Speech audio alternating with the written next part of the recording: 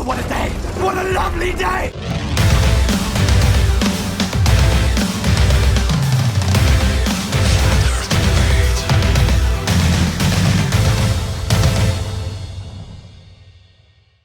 Welcome to Flat Earth Debate. I'm your host, Nathan Oakley, and if you are new to this channel, or you've not done so already, be sure to subscribe and hit the bell notification icon to keep up to date with the Flat Earth Debate. If you'd like to support this channel, there is a super chat that runs alongside each of these shows while they are live. There's also a PayPal and crypto link in the info box below this video.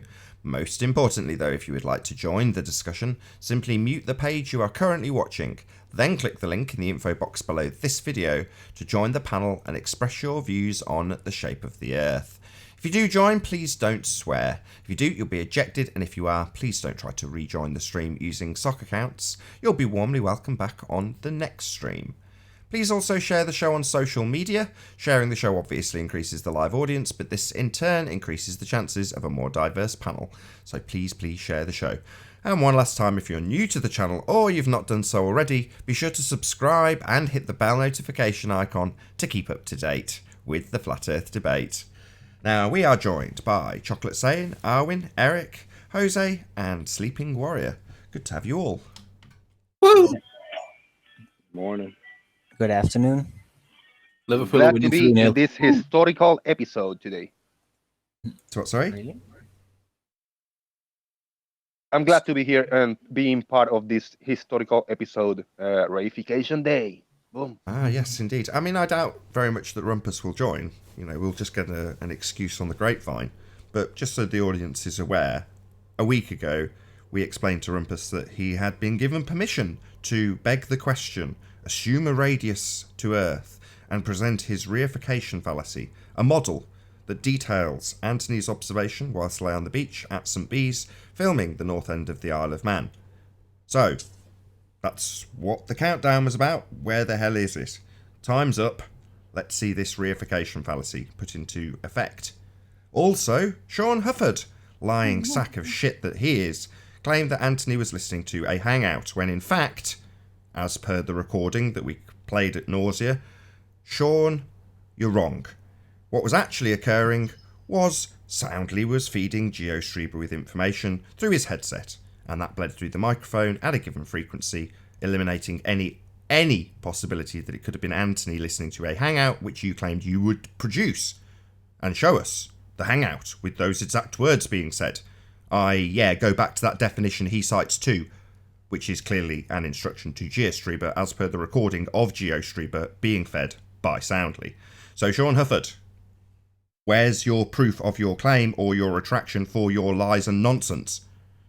Last but not least, we have Sly Sparkane, who was challenged to actually address Ranty's observation of the Isle of Man, and instead he chose to defy all of his other Globey friends and say that there was nothing to see here, it's all perfectly normal, contrary to what everyone else is saying. Strange though that may be, he didn't actually address the observation, instead chose to claim that I was lying about it.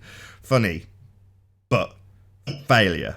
So, Sly, Rumpus, Sean, time's up. So basically, you're all a bunch of liars, deceivers, bullshitters, and basically charlatans is probably the best description. It's embarrassing to be a baller when you've got people like these on your side who propagate and lie and tell mistruths about everything to do with the belief system that you guys all have. And we're here just to expose these liars to be the liars that they actually are. So Sean Hufford, you are a liar. You deceived people by telling people that I'd fouled, and I hadn't. The Rumpus, you're a liar. You deceived people by telling people that Lite does all sorts of bendy nonsense that you can't even model, but even if you did model, is a reification fallacy, because we all know that light travels in straight lines. You're all a bunch of idiots. Badly. Yeah, Sly Sparkane projecting his lies onto us.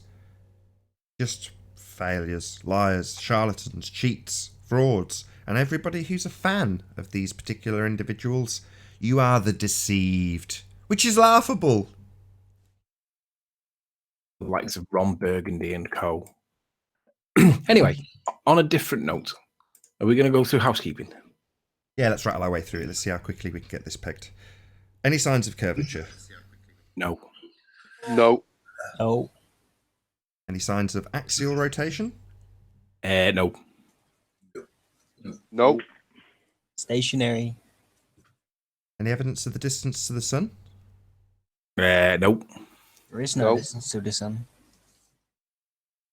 Any scientific evidence of gravity? No.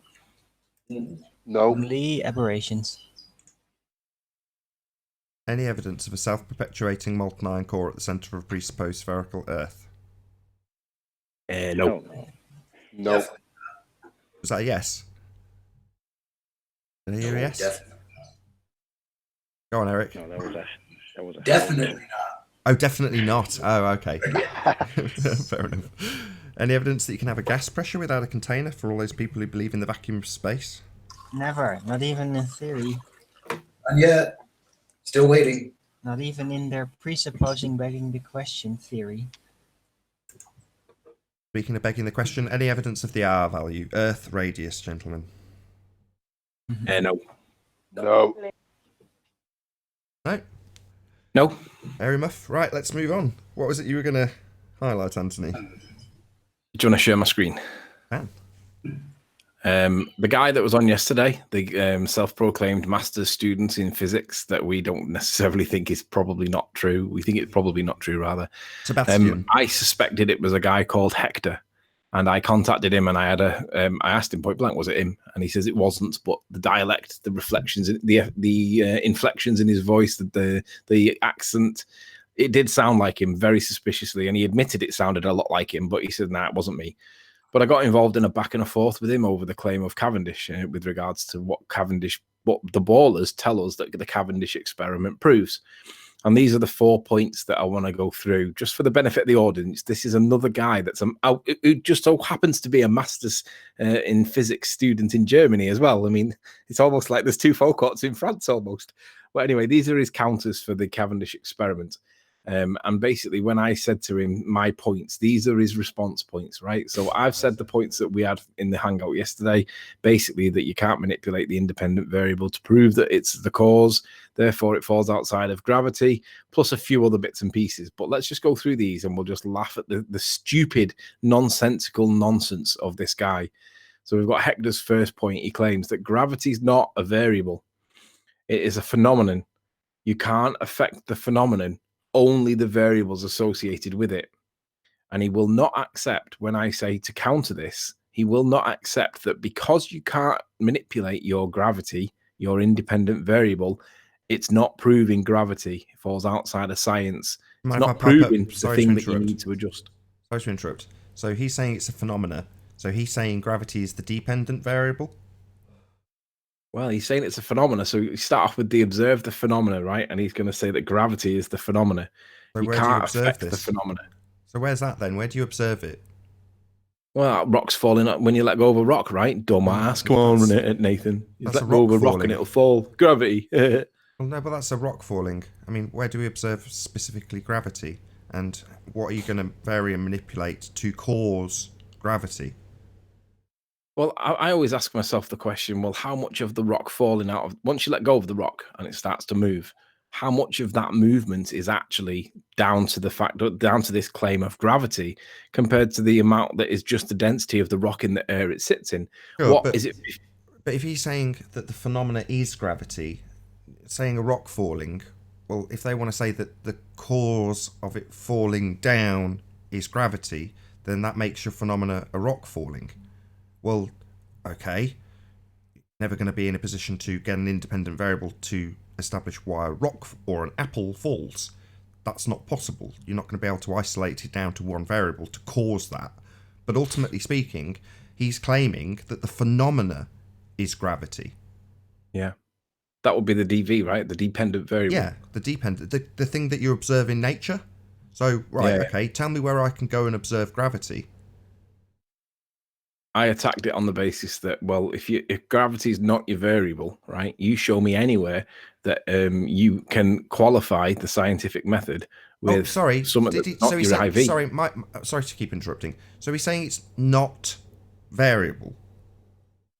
Gravity is not a variable. In this context, he means it's not a variable that you can adjust. or manipulate. But you're trying to cause the effect. So if the effect is constant, then it's not an effect. Correct. That was my main argument against him yesterday. I'll bring this up on screen. He won't accept this. He literally ignores it. He started bombing his text with in response. This is from the University of Northern Carolina, and it clearly states independent variables and dependent. He said this is what it says: in an experiment, the independent variable is the variable that is varied or manipulated by the researcher, and the dependent variable is the response that is measured. An independent variable is the presumed cause, whereas the dependent variable is the presumed effect. And I just kept citing that back to him, and he refuses to address it. Not address it. He counters it by reciting his position, but he's not addressing the point that I'm pointing out to him. So if gravity's not your variable, then that's not your cause. And he won't accept it. He still thinks that Cavendish proves gravity. And I say no. Well, no, it's not an experiment. No. You have an independent and dependent variable relationship that establishes a cause and effect. And they continually, this guy the same, will substitute what is the cause and what is the effect, what they are manipulating and what they are experiencing. So it's a constant switcheroo mess of nonsense that's only there to justify a mathematical formula. It's a complete sideshow. It's a circus trick that justifies a mathematical formula, a mathematical hypothesis, and not the variation of an independent variable to establish the cause of an effect. That would be science. This is not that. Well, look at what he puts for his second. We didn't get to his second point because we couldn't get off his first point. But look at his second point. What the Cavendish experiment proves precisely is Newton's law of gravity, a linear equation that describes an attractive force between objects, directly proportional to the masses of the object and the inverse square of the distance between the said objects. All right, so what I'm going to do here is just to show some people what is literally hilarious, right? So we've got, this is Henry Cavendish's actual experiment paper, right? He wrote it in 1789. You can research it by, it's available. You can find it. And what it says at the opening line, before you go anywhere else, Henry Cavendish's experiment was to determine the density of the Earth. So if we go back to what he says, Henry Cavendish's experiment proves precisely is Newton's law of gravity, a linear equation that describes an attractive force between objects. Well, if it's determining the density of the Earth, that doesn't sound even remotely similar to what he's describing. And I was going to correct him on this, but I didn't get to this point. But the second part of this is interesting.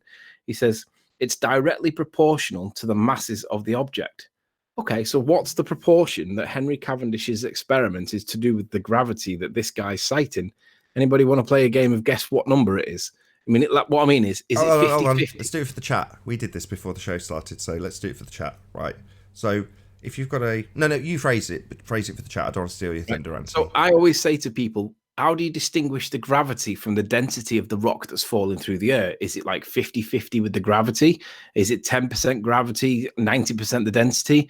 Or is it 1% gravity and 99% gravity density? Where is the relationship between this quantification that he's claiming that Newton proves in his experiment that does nothing to do with gravity, but everything to do with the density of the Earth? So like, we'll say, is it 1 in 10? Is it like 10%? 1 in 50? Is it 50%? Is it 1 in 1,000? What's the relationship between the citations? So what we'll do is we'll put it out to the audience and give us a number that you think that the gravity represents, and we'll call it 1 in 10 would be 10%. 1 in 10 million, whatever number you think it might be that represents the element of gravity in the Cavendish experiments that these morons think that he proved. So, what numbers can we see? You're not trying to figure out that it is nonsense. We already are under the understanding this is nonsense. So to say 0 out of 10, no, you're just guessing what he said it was. So we got first guess from Randy Flat Earth, 1 in 77 billion. Rune Thornson's 1 in 1,000. 1 in 1,000. 1 in 50. That's a good shout. Oliver, keep them coming. 1 in 9, Zinder. 1 in 9 for Zinder. Well, I always think it's less than 1%. 1 in 50, Globe Philosophy. Come on, keep the guesses coming. Let's see what else we've got. No one's anywhere near close. I always think anything less than 5% is not worth talking about. But in this instance, I would say 1%. So I would say 1 in 100. That would be my Ranty's guess 1 in 100. 1 in 77 billion isn't anywhere close, Ranty. 1 in 5 says Mark Taylor. 1 in 50 says Oliver.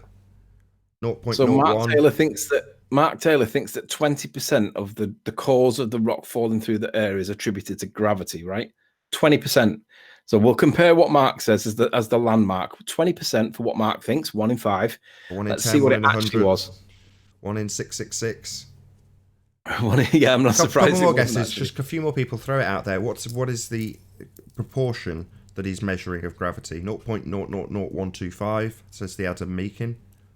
0.0000125. That's a better guess. Not bad. Seems a bit slim. 1 in though, 1,000. Nathan? We've had that already. Any more for any more? Give it 10 more seconds. 1 in 1,000. David Reed. 1 in 1,000.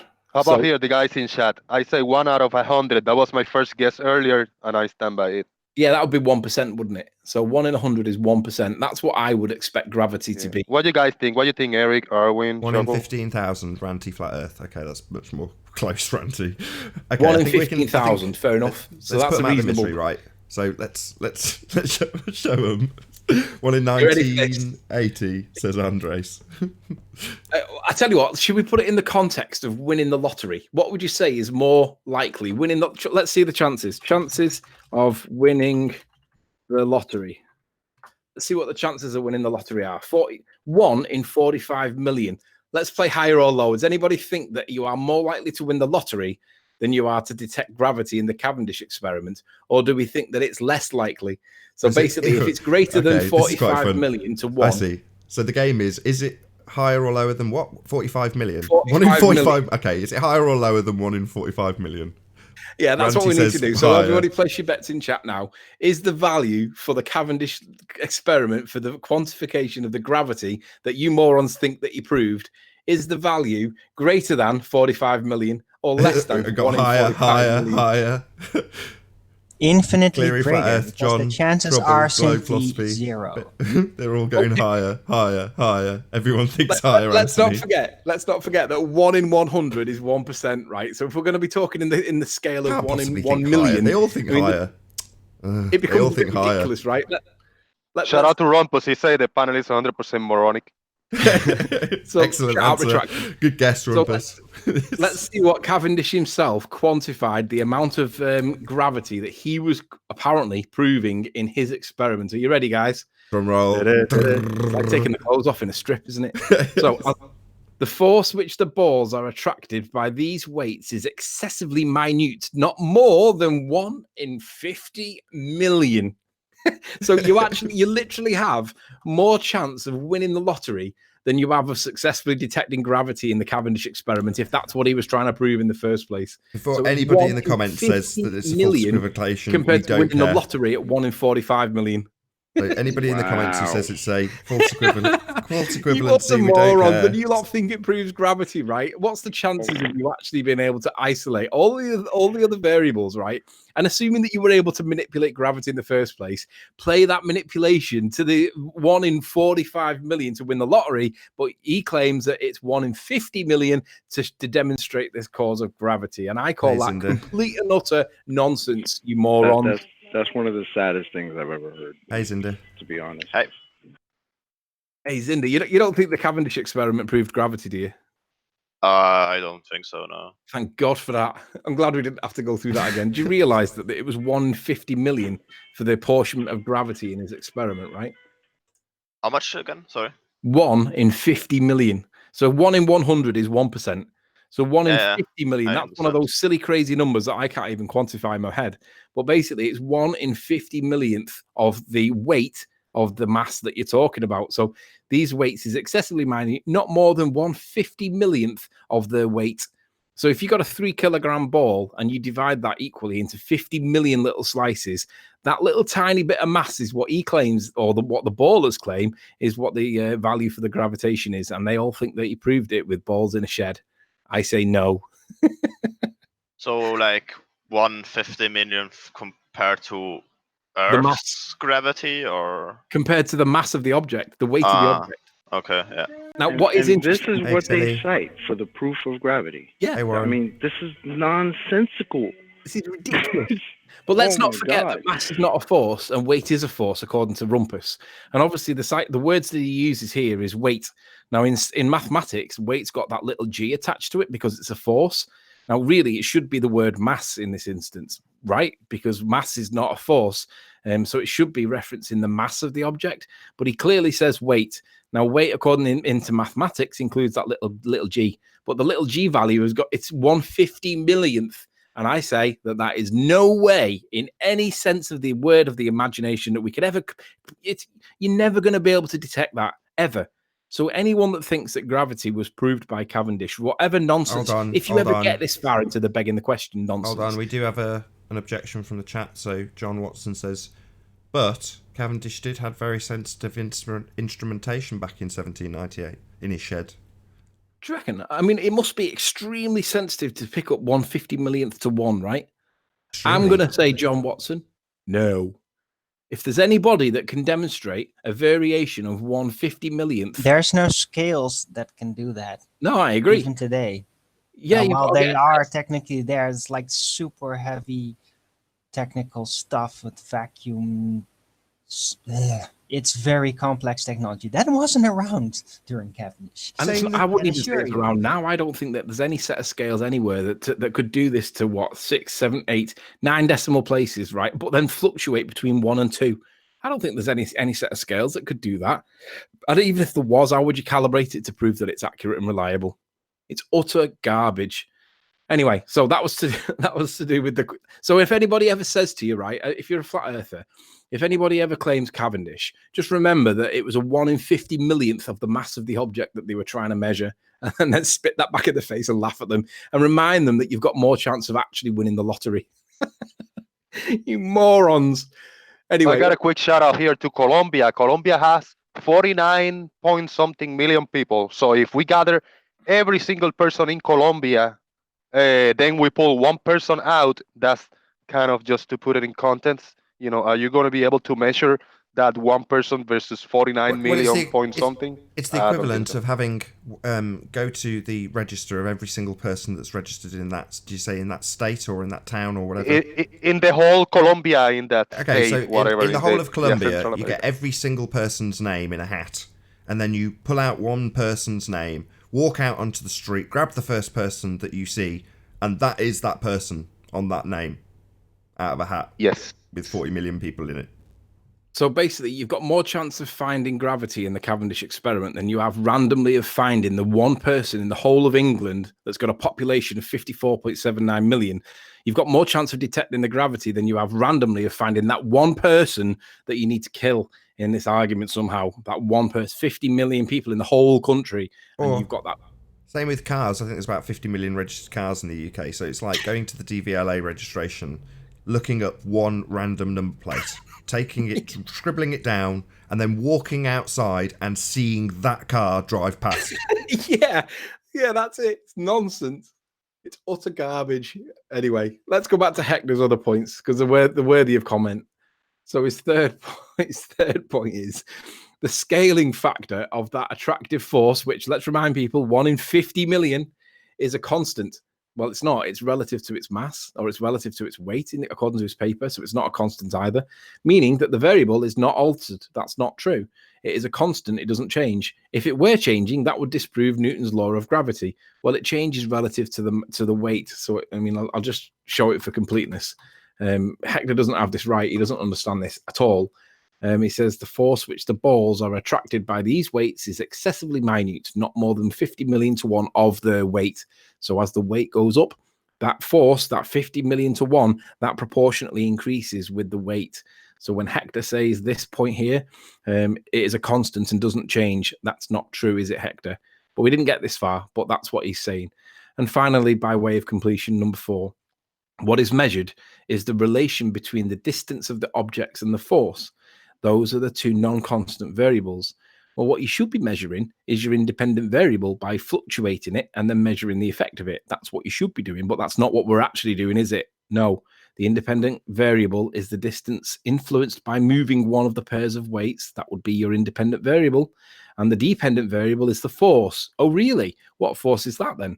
Why aren't you manipulating that force to prove it is what you're seeing? Observed through the acceleration of the inner pair of weights is moved through it. It's utter garbage. This guy is a physicist at master's level, and he is talking complete and utter nonsense. And I'd love to know if Rumpus was capable of having an adult conversation. I would love to see what Rumpus thinks about this Cavendish experiment. But we all know that Rumpus can't converse with a 5-year-old. So we've got no chance as adults talking about something complicated like independent variables. So it's a shame because you claim to be a physicist of some kind at degree level, don't you, Rumpus? It's just a pity you can't converse properly with adults. Thank you for the idea, Mr. John Watson in chat. I'm probably going to go to Walmart later, buy me a Cavendish kit in the toy section and buy me a shed in the flower garden section Fisher and then Price? do the experiment later. Some Fisher Price Cavendish experiment. Yeah, Toys R Us. It seems like it's worth the same thing. Sad. Shout out to Liverpool Football Club. They just won 4-0. Top of the league. Woo! Nobody better retract it. Woo! Congratulations to the football ball players. We're all really concerned about them. They okay for cash? I think they're pretty much sorted. Okay. We'll cancel the GoFundMe. Yeah. GoFundMe retracted. So, hold on. Rumpus is in the chat. This show's about you, Rumpus. There's a gap Yeah, on the but panel. he's not able to have a conversation, Nathan. He doesn't have to. He's presenting his reification fallacy that he said would be about a week. Well, we've counted down the days. We're all here in anticipation. Your name is in the show title. Did you lie when you said it would be a week? Yeah, of course he lied. And let me just point out for the benefit of the audience that I've already got my rebuttal in place. He needs to be able to demonstrate how the light can bend around the shape of the Earth and show this mirage as well as showing how the land is possible to be seen, because we see in the evidence that there is a reflection of the There land. we go. I haven't finished my website yet. I haven't felt up to finishing it. Oh, really? So that's just bollocks that you told us last week then. Oh, what a shock. Known lie. No. Were you under the weather? Were you a little sick again, Rumpus? He's just a liar. Yeah. But notice how him and all his cronies all call us the liars. Like Sean Hufford tells everybody that we're liars. Yeah, he's the one that's manipulating evidence to try and amplify the hell out of the background where there's no noise, and he needs there to be noise there, and then completely ignore where the noise actually is. And somehow I'm the liar. I don't think so. We're not worried, Rumpus. We've already figured out how the magic trick works. This was your last opportunity to do it. Now we don't give a toss. Your model will exclude perspective. It will put us into a side elevation when doing the mathematics for what is and isn't hidden, when you use the absolute sizes of any target in the distance. So we already know how your magic trick works. We're not interested in your model. The only reason you're not here is because you know damn well that we will absolutely hand you your ass on a plate when you present your reification fallacy, even being allowed to beg the question and assume, you're a pathetic little man. Very The most sensible thing to do, Rumpus, is keep well away. Very sensible. Yeah. Take the advice of the ballers, Rumpus. Don't join the panel because you make them look bad. Problem we've then got is that there's nobody else that wants to come in to get their ass tanned. But we'll deal with that. We'll just tell everybody how flat the earth is and how you guys can't prove anything about what you believe and preach to the people in church. He has given us a rebuttal. He says, I don't understand perspective. I don't need to. You don't include it. That It's not us that needs to account for it. We don't have to understand it. All we've got to do is point out that it's missing, and you guys need to put it in, and you don't put it in. Yeah, that's where you get your curve from, Rumpus. By saying that a 10-foot wall is a 10-foot wall on the left-hand side of the page, and it's a 10-foot wall on the right-hand side of the page, and it doesn't change size, because it's a 10-foot wall, right? Well, in these pictures that we're looking at now, this car gets smaller as it goes further away from us. Its angular size decreases, something that you have not only ignored, you have used to convince the world that they live on a sphere, and they do not. We never see the side of our own head when we take these pictures, but that's precisely how you analyse them, so that you can ignore the fact that things get smaller into the distance, put it into a side elevation, and claim that things getting smaller into the distance is actually Earth curve related. It's not. It's got nothing to do with Earth curve and everything to do with perspective. Your magic trick's been ruined. We all know the trick now. Nobody's ever going to let any baller get away with showing us a side elevation. People will ask, sorry, where's the side of my own head in this image now? Like this one now. If we were to analyse what was in this picture, according to the ball mathematics, we would be looking at the side of our own head when we did so, even though it's not in the picture. And as I say, anything that's in this picture, like a car, if we slide it to the right-hand side of the picture, in their non-perspective orthographic side elevation, the car will stay the same size on the right-hand side of the page when it's far away from the observer, and it'll be the same size on the left-hand side of the page, because the size in feet and inches doesn't change according to them. But that little magic trick is where they get their curvature from, because the actual effects that we see are simply down to angular size reduction at distance, perspective. They ignore it, so they can call it Earth curve. You guys want to see this point hijacked again by a guy named in a special little edition yesterday, Wiggles. He was exposed again on trying to hijack perspective on throwing an orthographic view, and he was destroyed. Yeah, but to be fair, Wiggles did bring up a really good comparison that he understood, right? He understood his comparison, but he didn't understand how his comparison that he brought up destroyed his own point. He said that if you get a comb, a hair comb, and you look at it side, like you look at it as though it's like going left to right in front of you, orthographically speaking, all the teeth on the comb are all the same size. And then he said, if you turn it 90 degrees and look down the length of it, all the teeth then start to get smaller over distance, right? And we said, well done, that's our point, mate. He's like, yeah, but when you turn it sideways again, he said, it doesn't do it. Like, yeah, that's the point. That's our point, mate. As you get side on and you're looking down the length of somewhere, it gets smaller. But you guys don't account for that in your maths. And he would not realize, or he could not realize, that it's that flip when we're looking at something going away from you that's the important bit. When you look at it orthographically speaking, yeah, it's fine. We understand it. But when you turn it and you look down the length of it, everything gets smaller with distance. And I said to him, Wiggles, what you're saying would only be true if when you turned it, it didn't get smaller with distance. It didn't get any smaller the further away it got from you. Then you wouldn't have to account for perspective. But because it actually does do that, it means that you've got to reduce the apparent size accordingly. And you guys don't account for it. And he still didn't get it. He still thought we were wrong and he was right. And in the end, we lost our temper. Well, ultimately speaking, he's trying to justify the exclusion of perspective and say why it's not necessary. So he implicitly understands that the calculator does not include perspective. So he gets it, he knows it's not there, and he's happy to admit it. He just goes on to try and justify why removing a very real aspect of reality from pictures, what a camera captures when the shutter opens, he's decided that no, what we need to do is draw a 2D model of that inside profile, because in reality, the feet and inches value of things, the absolute sizes of stuff never changes. Well, yeah, it does. The stuff gets smaller as it gets further away from us. Its angular size changes. But when we look at that angular size relationship, it's always being talked about as though it's Earth curve. No, it's not. It's just the angular size relationship between things at distance. That's what's actually occurring. I reminded myself of Tau Ceti Alpha's gag video. I can't remember what they're called, but full-on retard mode or whatever it is. And in that, he's got me doing my my point where I was moving the float out of the hot tub, moving it further down the length of the table, and showing that when it was close to the camera, it was about, I think it was about 10 inches. And then when you move it further away, it measures 2.5 inches. And for some reason, he thought that that was worthy of ridicule. But that just shows me that these morons still don't understand it. They still don't understand perspective. And it's like, this is not, it's not me that you should be laughing at here, guys. It's yourself. Yeah, they don't need to. It's not included in their worldview. They tell us that the world is represented in a side view and totally ignores perspective, and it doesn't. But they say we must draw out what you see on your photo and analyse that. We'll analyse the drawing that we draw of your photo, so we can misrepresent what the world actually is doing. And then when we go back to the photo and look at what is happening, we'll call that Earth curve. Because look, our calculator says it's Earth curve. Yeah? That's what we're going to do. And when we say, well, what about the angular relationship that doesn't get taken into account when you look at it in side view? Oh, well, you don't need to, because you don't need to analyse that in a side view. It's like, but that's not what the picture is. This isn't a picture of my own head.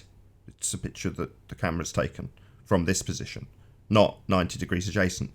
So, for example, the picture on screen now gives you the exact thing I'm talking about when I say that the actual sizes of things remain the same when you look left to right.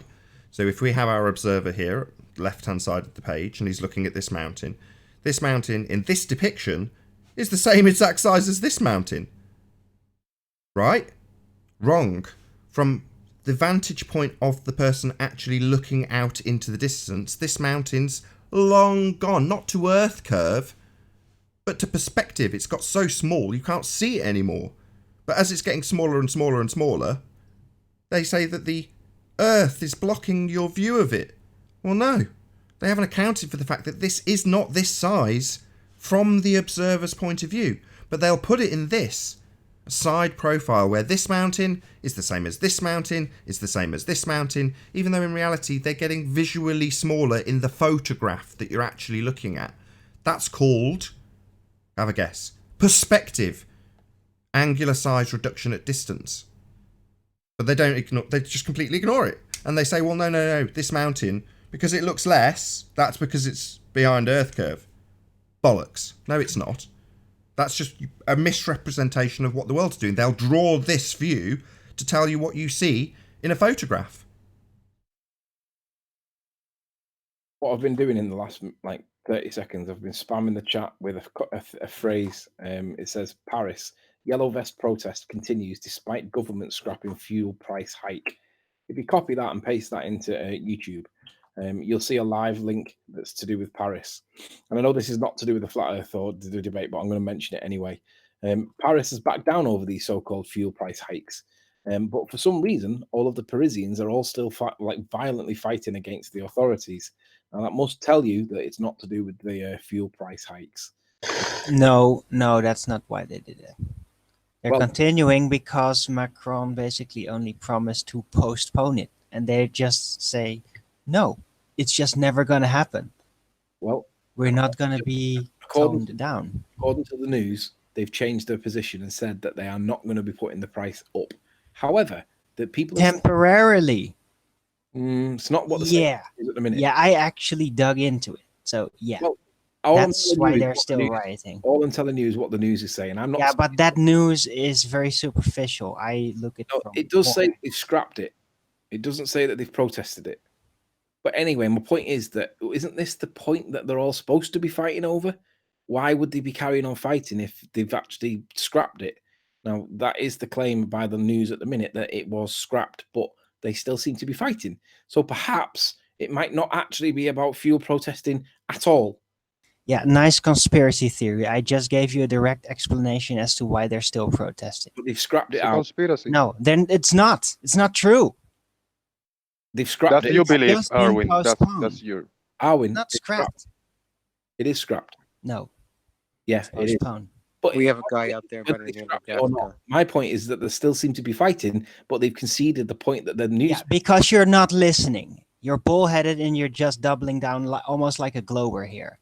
Did I hear physics? Do you got an opinion no, on it? they didn't scrap it. They're postponing it. Arwin, listen. You believe fake news, dude. I'm not arguing whether they've scrapped it or not. You are. I'm not. No, you are basing your theory on the base assumption that they did scrap it. And then suddenly it doesn't make any sense. Yeah, because you're overlooking the fact that they do have a reason to keep on going. Well, what do you think the back of the story You're being an idiot. I'm not. Hold on, Arwin. I want to hear physics. He got an opinion on this subject.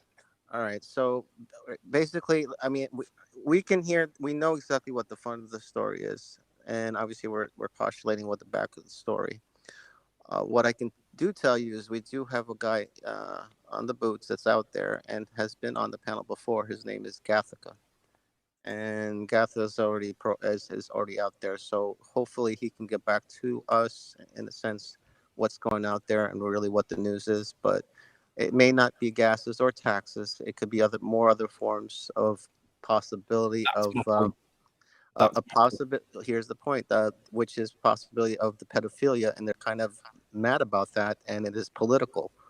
Correct. As being political, the actual reflection is that we have stormtroopers out there, And in a sense, now are they going to actually back up this particular argument?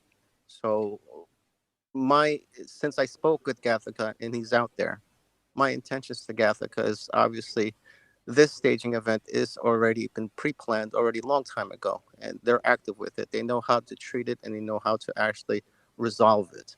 Now, the point of the matter is, in this particular body politics, which is the people, is that really at this stage, they really need to get together with the family and the people that's involved in the government, because there's a whole mass of people in there, and they may have a consensus to a point where something will be heard.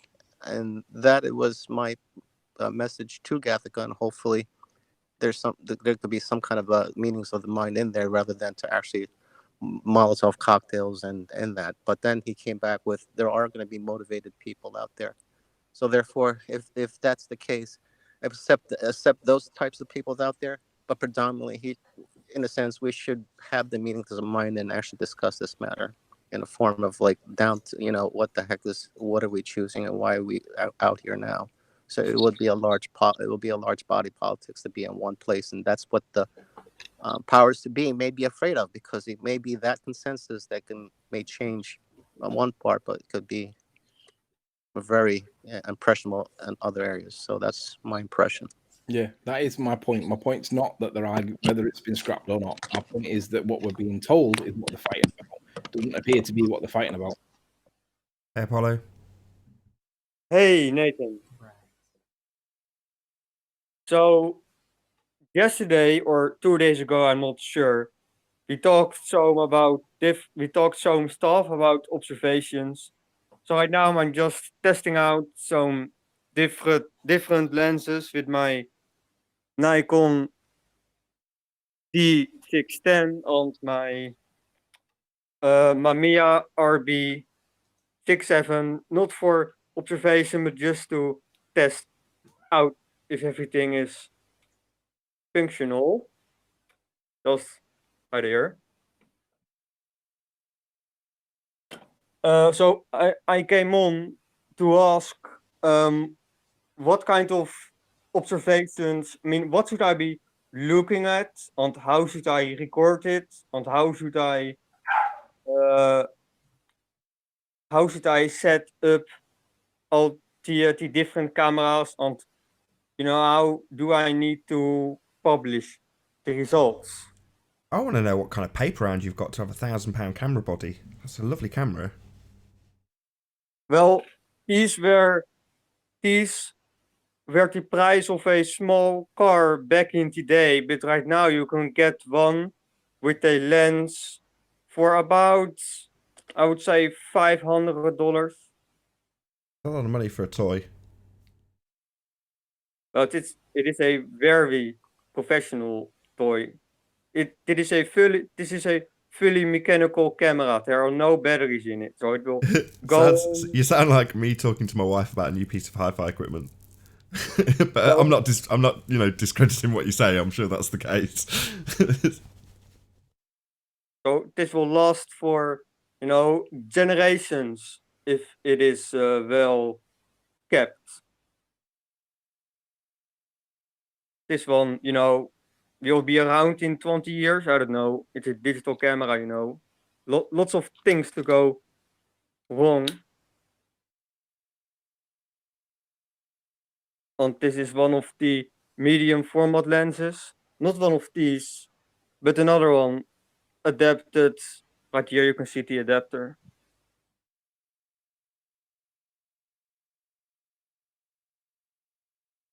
So yeah, I'm just coming on to ask how I should proceed with the observations. You need something that's far enough away that it's not possible to see it with the eye, and therefore you could capture that something, whatever it may be, beyond the diffraction limit of, say, an iPhone, and then you just step up to something with a bigger aperture, then see if you can capture it at the same, I don't know what the focal length of an iPhone is, sorry, off the top of my head, but you try and capture it at a similar focal length, but with a bigger aperture, see how you get on, because I have absolutely no idea how this will go. All I know is the theory, the maths. That said, the Rayleigh criterion's taught to, current students, so I don't see any reason to doubt it, but it'd be nice to see it in actual practical application. There may actually be a demonstration of this already. I've never searched for it on YouTube, but there may very well be a practical demonstration of the diffraction limit. I mean, it applies to everything, including microscopes, so surely somebody somewhere's actually shown a practical demonstration of the Rayleigh criterion in action, but I've never looked. Okay. And what else? And I guess it should be something flat, so you start to see it go down and disappear from the bottom up or something. I think you made. I wouldn't. Not necessarily. I mean, the diffraction limit applies to absolutely everything. So long as the thing you're looking at is too small to see at a given distance, if you can bring it back with a larger aperture, in other words, the diffraction limit has been decreased by virtue of having a bigger hole, then you'll basically show that diffraction limit in action. But you don't need to do it necessarily against a tight angle or anything. It's just finding something that's literally too small to see with your own eye. I can do that. There is an Iceland. There is a small Iceland not far from here, where you can look out into where you have a landscape, so you can see far out into the distance. So right. So with two photographs, you could compare the detail and see if there are things that are beyond the diffraction limit of one camera, but not beyond the diffraction limit of another with a bigger aperture. Exactly. I can do that. You don't have to use something flat. If you can find curvature, take a picture of that. Oh yeah, no one else has found it yet. Absolutely, Warren. Don't don't stop looking for curve.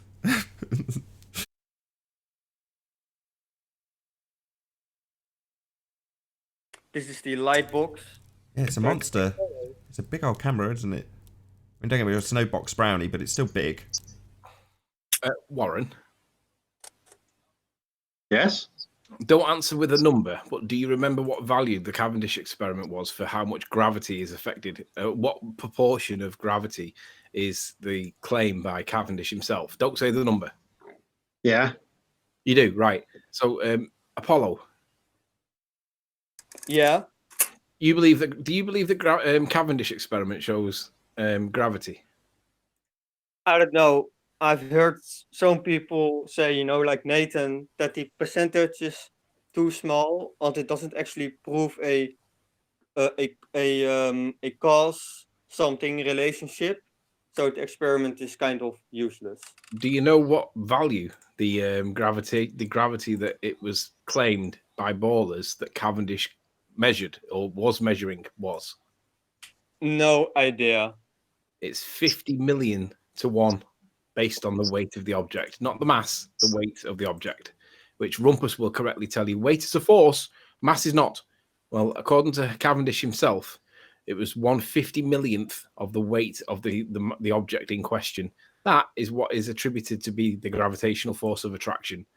Shout out to Globe Philosophy for the super chat. Thank you very much indeed. This is a Liverpool supporter. Who is? The person that just super chatted. Globe Philosophy. Philosophy, I should say.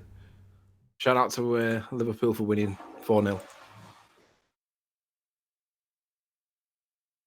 That's a so you need 50 million grams or something to measure one gravity or something. Yeah, it's 50 million to 1 of the weight of the mass. So if you've got a 3 kilogram bowling ball that is often used in the Cavendish recreation experiments, then you need to calculate what is 1/50 millionth of 3 kilograms, right?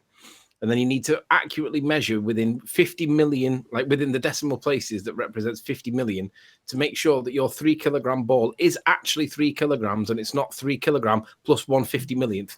Because if you did, then you'd get a wrong reading, wouldn't you, on your claim? But then you have to then measure that force of gravity and show that it represented 1/50 millionth. Does that not seem a little bit crazy? Indeed.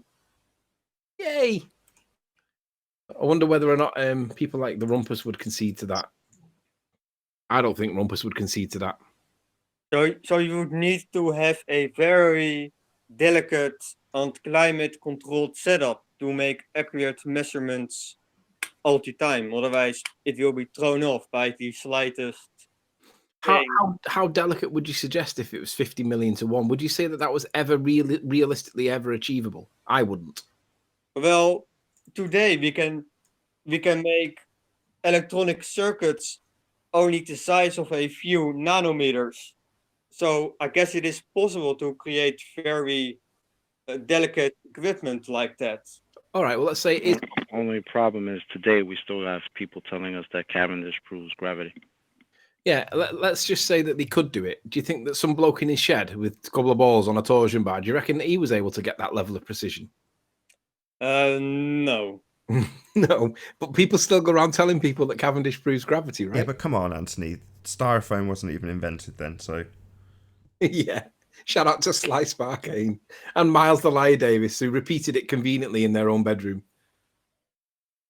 Shout out retracted. Well done, And sir. retracted again. Shout out retracted 10 times. It's embarrassing. I'm glad that Apollo's at least honest enough to accept that the chances of anybody with some bloke in his shed with balls off a torsion bar was ever able to get anything like the level of accuracy necessary to demonstrate gravity when it's 50 million to 1. Guys, he didn't prove gravity. He was trying to measure the density of the Earth. Just before this show rounds out, Anthony, obviously Rumpus has completely failed miserably, despite the fact that he gave us this deadline for the time that he'd present his reification fallacy. Can we just remind the audience of the other two people, Sly being one of them? I can't remember Sly being singled out, if I'm honest. Yeah, well, he was challenged by Ranty to he was. prove the Isle of Man observation, and rather than that, he just claimed I'd lied about the distance, and then said it was all normal. Said it was perfectly normal, there was nothing here to see, it's all good. Exactly as expected. While simultaneously you've got several other ballers claiming it's super looming. Amazing, really. Well, you got Sean Hufford that demanded that it was me that was playing some hangout, and he would prove it by demonstrating the hangout that he claims that I was listening to, and I wasn't listening to a hangout. It was clearly obvious that Soundly was feeding GeoStreamer. But because he was unable to find this hangout, he had to create a distraction. But the point is that he's not able to demonstrate that I was listening to any hangout, and he won't concede the point. He will not concede that he was lying and deceiving people. And of course, that is the claim that he projects onto me, yet he does it himself.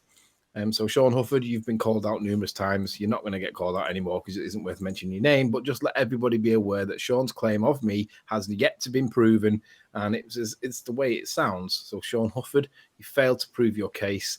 It wasn't me that was listening to anything. It was GeoStreamer, and everybody can see it. You're a liar, Sean. You deceived people by telling people that I had done some wrong. I had not, and you can't prove your case, but still will not concede your point because you are a disingenuous and intellectually dishonest sack of poo.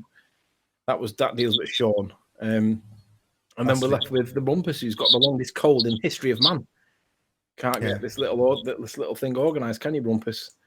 Absolutely sad. There's a lot of disappointed globeheads out there that were hoping you would beg the question and reify their fantasy that we all live on a sphere, and you've failed them all, Rumpus. It's pretty pathetic. And with that, I'm going to say first and foremost a huge, massive, enormous thank you to all of the debating panel for making this debate possible, and of course a massive thank you to all of the live audience for tuning in and hopefully sharing this debate. If you hated the show because Rumpus didn't turn up and lied to everybody about him being 7 days to produce this model, then smash the dislike button. But then smash it again. But if you like the show, maybe consider sharing it with a friend or subscribing if you've not done so already. I've been Nathan Oakley, and I'll see you all in the next video. Oh, what a day! What a lovely day!